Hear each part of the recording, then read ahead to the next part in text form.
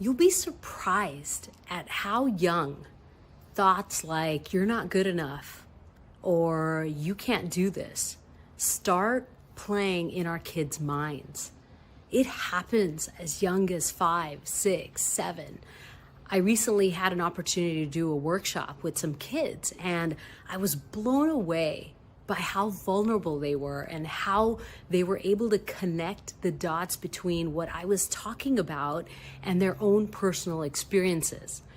And they were able to say, yeah, when I did this, my mind was telling me, you're not good enough to be in this class. You're not good enough to score that goal. Kids were literally sharing this. And I think we all probably remember feeling that when we were younger. But did anyone tell us that, hey, there's a voice in your head and sometimes it makes up things. Sometimes it makes up lies, things that aren't true. So you have to know who you are so that you can tell your mind when it's making those thoughts, hey, that's not true. I can do it.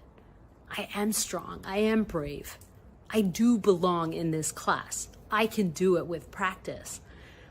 And that's what was missing, I think, when a lot of us were younger, is we didn't talk about these things.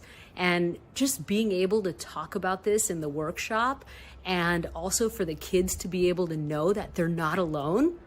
Because when I asked, hey, has anyone else ever had this thought in their mind? Every single kid put their thumbs up.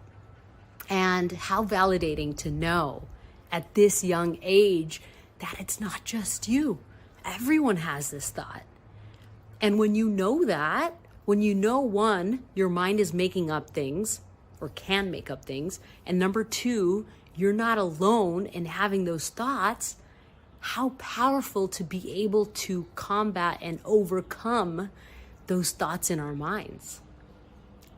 That's why we are so passionate about teaching kids these things at a young age and talking to them about it.